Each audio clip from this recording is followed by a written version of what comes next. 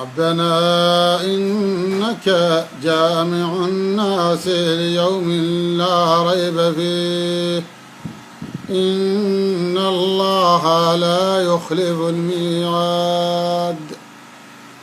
إن الذين كفروا لن تغني عنهم أموالهم ولا أولادهم من الله شيئا وأولئك هم وقود النار. كدأب آل فرعون والذين من قبلهم كذبوا بآياتنا فأخذهم الله بذنوبهم والله شديد العقاب. قل للذين كفروا ستغلبون